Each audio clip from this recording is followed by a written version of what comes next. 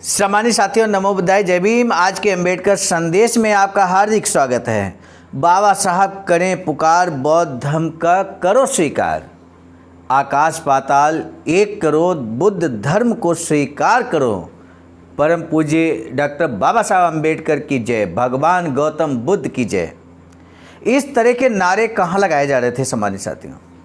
आपको मालूम है, इस समय अम्बेडकर संदेश उस दौर में पहुंच चुका है जब बौद्ध धर्म दीक्षा का कार्यक्रम होने ही वाले हैं।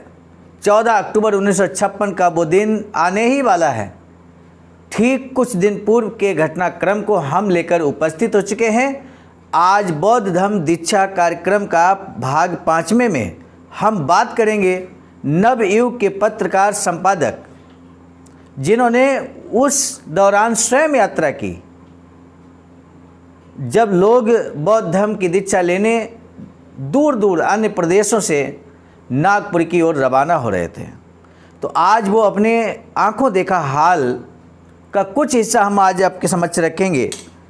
और साथ ही साथ भारतीय बौद्ध महासभा ने उन लोगों के लिए एक परिपत्र निकाला है जो 14 अक्टूबर 1956 को बौद्ध धर्म दीक्षा के कार्यक्रम में, जो भारतीय बौद्ध जन समिति की तरफ से, भारतीय बौद्ध महासभा की तरफ से बाबा साहब के आह्वान पर आयोजन किया जा रहा था, उसमें बहुत सारे लोग चाहते हुए नहीं पहुंच पा रहे थे।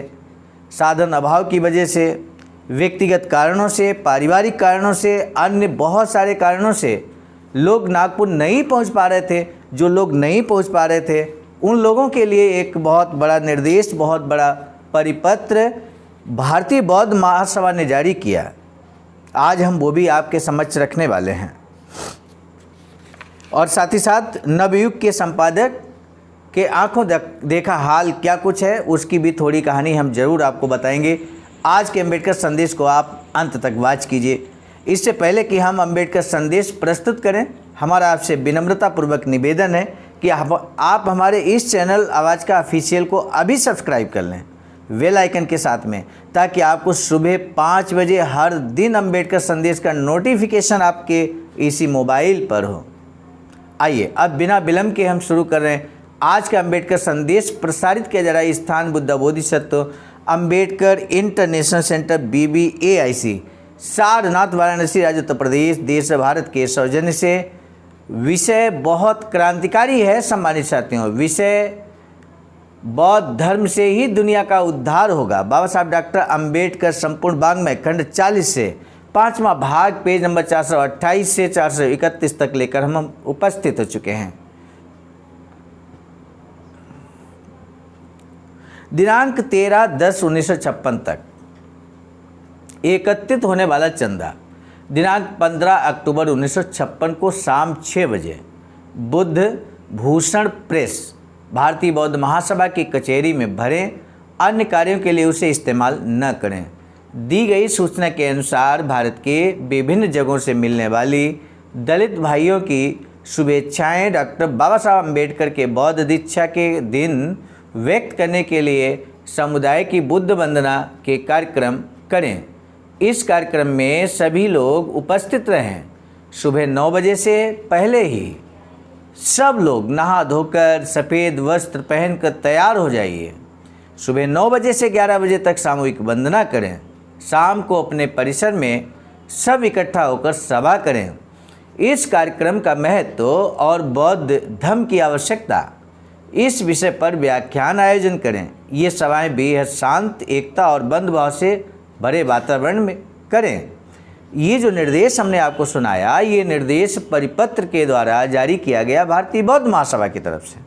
भारतीय बौद्ध महासभा ने जो लोग 14 अक्टूबर 1956 के कार्यक्रम में, बौद्ध धर्म दीक्षा के कार्यक्रम में नागपुर नहीं पहुंच पा रहे हैं, उनके लिए ये कार्ययोजना रखी भारतीय बौद्ध महासभा ने कि आप जहां भी हैं वहां रहकर भी बौद्ध धर्म दीक्षा ले सकते हैं और अपनी सहमति व्यक्त कर सकते हैं, अपनी निष्ठा व्यक्त कर सकते हैं, कुछ इस तरह से। ये सूचना भारतीय बौद्ध महासभा के सचिव द्वारा जारी किए गए परिपत्र के अनुसार विभिन्न जिलों के बहुजन बहनों और बांधवों के लिए है। मुझे यकीन है कि इन सूचनाओं का बेहतर तरीके से पालन किया जाएगा। नागपुर में डॉक्टर बाबा साहब अम्बेडकर का बौद्ध दीक्षा विधि होने के बाद मुंबई, पुणे आदि अन्य जगहों पर अन्य दलित भगिनी बंधुओं के सामूहिक धर्मांतरण के समय डॉक्टर बाबा साहब अम्बेडकर उपस्थित रह पाएंगे या नहीं, इस बारे में जानकारी बाद में दी जाएगी। जो भगिनी और बंधुगण नागपुर के डॉक्टर बाबा साहब अम्बेडकर के धर्मांतरण दीक्षा समारोह में उपस्थित नहीं रह पाए, उनके लिए कार्यक्रम की तस्वीरों सहित विशिष्ट विस्तृत जानकारी प्रबुद्ध भारत के अगले अंक में दी जाएगी। प्रबुद्ध भारत का अगला अंक खासकर बौद्ध धम्म दीक्षा अंक के नाम से ही प्रकाशित होगा। पाठक अपनी प्रति सुरक्षित कर लें। नवयुग मुंबई के संवाददाता ने बौद्ध धम्म दीक्षा के इस कार्यक्रम के लिए उपस्थित रहने वालों के मुंबई से नागपुर तक की यात्रा का वर्णन और नागपुर में संपन्न समारोह का वर्णन इस प्रकार किया है। नवयुग के संपादक ने किस बेहतरीन ढंग से यहाँ पर वर्णन किया इस यात्रा का, लोगों के बिल्कुल यूँ कहें कि आंखों देखा हाल आपके समक्ष नवयुग के संपादक ने यहाँ पर रखा है। आइए हम अब आपके समक्ष प्रस्तुत करते हैं। उन्होंने लिखा कि जिनके बाप दादाओं को सड़क पर थूकने की मनाही थी और जिनका थूक रास्ते पर न गिरे इसलिए गले में मटका बांध कर घूमना पड़ता था, जिनके बाप दादाओं को सड़क पर ब्राह्मण को आता देख उस पर अपना साया भी न गिरे इसलिए सड़क किनारे उगे झाड़ झखाड़ों में कूदना पड़ता था, जिन्हें आज तक गांव के मरे जानवरों को ढोना पड़ता था, जिन्हें आज तक बेगार के लिए सताया जाता था, उन 5 लाख अस्पृश्य बंधुओं ने जीर्ण शीर्ण हिंदू धर्म का त्याग कर दिनांक 14 अक्टूबर 1956 को नागपुर में श्रद्धानंद पेठ में खास बनाए गए भव्य पंडाल में बौद्ध धर्म की दीक्षा ली। नवयुग के पत्रकार संपादक आगे लिखते हैं, कहते हैं डॉक्टर बाबा साहब अम्बेडकर अपने लाखों अनुयायियों के साथ दिनांक 14 अक्टूबर 1956 के दिन नागपुर में बौद्ध धर्म को स्वीकार करने वाले। ये समाचार पूरे महाराष्ट्र में प्रसारित होते ही अस्पृश्य समाज में हड़बड़ी मच गई मेरे साथियों। वैसे देखा जाए तो डॉक्टर बाबा साहब अम्बेडकर की घोषणा में विशेष कुछ नहीं था। 1935 में सभी अस्पृश्य बंधु धर्मांतरण करें, इस आशय का प्रस्ताव डॉक्टर बाबा साहब अम्बेडकर जिस संगठन के नेता थे उस संगठन ने जारी किया था। डॉक्टर साहब भारत के केवल एक विद्वान व्यक्ति नहीं हैं, बल्कि हजारों सालों से वर्णाश्रम धर्म द्वारा इंसानियत को धता बताकर दलित बनाई गई करोड़ों बहुजन जनता के जिम्मेदार नेता हैं। ये बात यहाँ पर नवयुग के पत्रकार संपादक कहते हैं। आगे वो कहते हैं बहुजन समाज के लिए उनकी सहानुभूति केवल ओढ़ी हुई नहीं है, बहुजन समाज के लिए उनके मन में जो प्रेम और लगन है वो अपने को उनसे अलग मानकर सोचने वाले अस्पृश्य समाज का उद्धार होना चाहिए। विचार की तरह रजोगुण वाले अहंकार से पैदा नहीं हुआ। अस्पृश्य समाज के उद्धार का कार्य डॉक्टर बाबा साहब ने परायेपन के भाव से कभी नहीं किया। वे खुद उसी समाज के हैं, इसलिए चतुर्वर्ण आधारित हिंदू धर्म में मानव की धीमी प्रगति के सभी नियमों के खिलाफ मानव पशु कैसे बन जाता है ये उन्होंने बहुत करीब से देखा था। दुनिया में और कहीं भी इंसान को अस्पृश्य मानने का रिवाज नहीं है। पत्थरों में भी भगवान का साक्षात्कार पाने वाले भारत में ही हजारों सालों से उसके दर्शन होते हैं। हिंदू धर्म के उच्च उदात्त विशाल दर्शन का अनुभव डॉक्टर साहब को अथवा उनके हजारों अस्पृश्य बंधुओं को शायद ही कभी मिला हो। वास्तविक जीवन में अस्पृश्यों को न्याय दया करुणा का अनुभव अपवाद स्वरूप ही मिलता है। समता का अनुभव पाने के लिए तो साक्षात शारीरिक मृत्यु को ही अपनाना पड़ता है। सनातनियों का दावा है कि इससे आत्मिक समता की प्राप्ति होती है। बेचारे अस्पृश्य बंधुजनों की देह को जिंदा रहते हुए कभी समानता का अनुभव नहीं ही होता, बल्कि मृत्यु के बाद भी उसके पार्थिव को अस्पृश्यों की शमशान भूमि में जलाना भी संभव नहीं होता। ऐसे हिंदू धर्म से अलग होने का निर्णय डॉक्टर बाबा साहब अम्बेडकर ने 1935 में लिया था। मेरे साथियों, अस्पृश्यों को उनके इस निर्णय पर आश्चर्य क्यों होगा? उन्हें अगर आश्चर्य होता ही है तो इस बात पर कि बाबा साहब ने ये निर्णय इससे पूर्व ही क्यों नहीं लिया, और निर्णय लेने के बाद 1956 तक डॉक्टर बाबा साहब क्यों रुके रहे। अपने करोड़ों अनुयायियों की गंभीर जिम्मेदारी और इन अनुयायियों के सामाजिक आर्थिक राजनीतिक सवालों के साथ जुड़ी हुई सारी उलझनों के कारण ही शायद डॉक्टर साहब को यानी कि बाबा साहब को ये निर्णय करने में इतनी देर लगी होगी। ये विचार नवयुग के पत्रकार के हैं, संपादक के सम्मानित साथियों। डॉक्टर अंबेडकर के इस निर्णय को लेकर उनसे मतभेद हो सकते हैं, लेकिन इस निर्णय पर अमल करने को लेकर उन्हें जो देर हुई है उसके विपरीत मतलब निकालना तो अधमता ही है। डॉक्टर बाबा साहब के इस कार्य को राजनीतिक स्टंट कहने वाले विद्वानों की भी कमी नहीं है।